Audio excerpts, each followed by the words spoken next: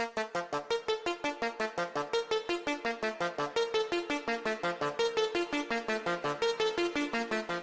guys, Conspiracy here. Just wanted to do a quick follow up to our podcast, Science versus Conspiracy over Coffee, when we talked about secret moon bases. Our podcast centered around secret moon bases, and we ended up talking a lot about the German theory that they have a secret space moon base on the dark side of the moon. So we ended up talking a lot about that, and more specifically, what the Nazis' involvement was in UFO technology uh, during the Second World War. I talked about some of the photographic evidence that was out there in regards to the German UFO, and here's some declassified first-hand account pictures of the Nazi flying saucer. Here, I'll just try to zoom in on this a little bit here. So here's some examples of some photographic evidence of the German Nazi UFO project. UFO Fighters were the name given by pilots during the Second World War. When they were flying their planes, they would see these weird shapes of balls of light and discs and all that kind of stuff floating around their planes, flying around their planes. These things didn't align themselves with any conventional aircraft or artillery fire or anything like that, so they were given the name UFO Fighters.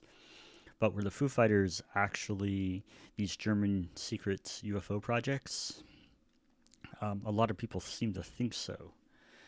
Now, so there's actually a lot of information on, believe it or not, the CIA.gov website in their reading room about UFOs and declassified CIA documents on Nazi Germany and their work on UFO spacecrafts.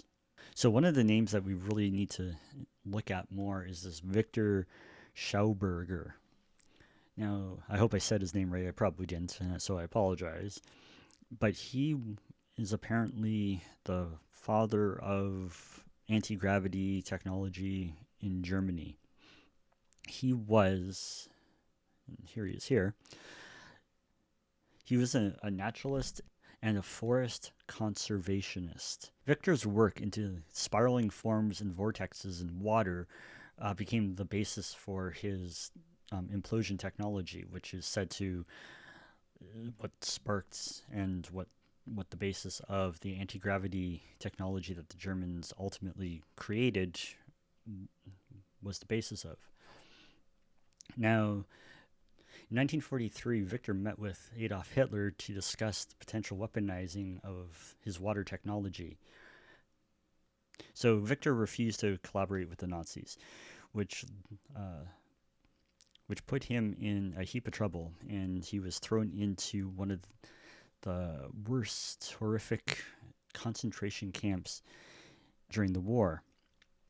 Against his will, he was forced to work on a prototype of gravity-defying saucers, also known as the Viral 7.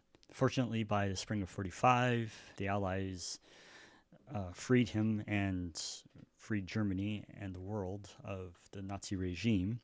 However, it wasn't the end of his story or his technology, because apparently the Russians had one idea and the Americans had another idea for his technology. And the Russians ransacked his office and his laboratory, and they couldn't find anything of value.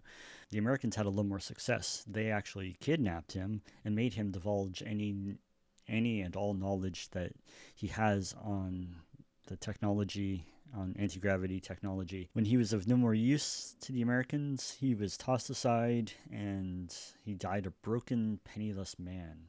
Factions within the U.S. continued his research into anti-gravity and also led to the V2 successor, the Saturn V rockets that eventually took the U.S. To the moon.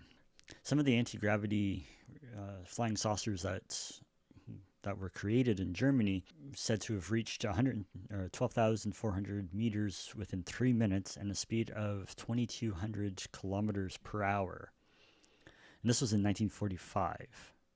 The speed of these saucers would reach 4,000 kilometers per hour. Like, that's incredible. This was back in 1945, so it doesn't make any sense to me that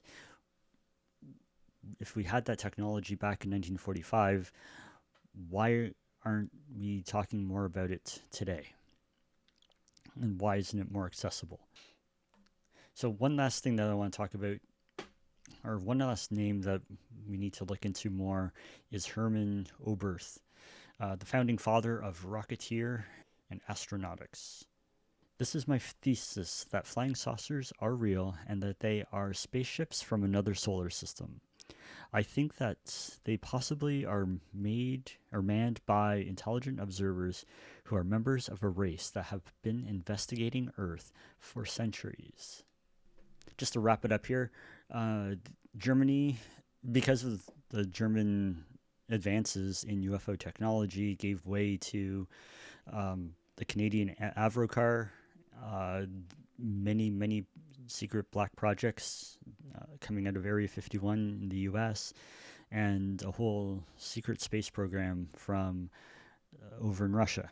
We'll do another podcast about, maybe specifically about the actual technology, proven technology, or the not necessarily proven visually, but the declassified information that's out there about what the Germans were actually working on way back in the 1940s.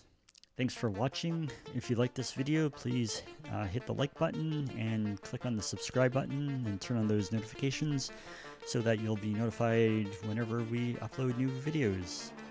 We try to upload new videos a couple times a week. Don't forget, on Fridays we have our Science versus Conspiracy podcast. We usually try to get that up on Friday afternoons. So until next time, being paranoid is smart. Take care, everyone.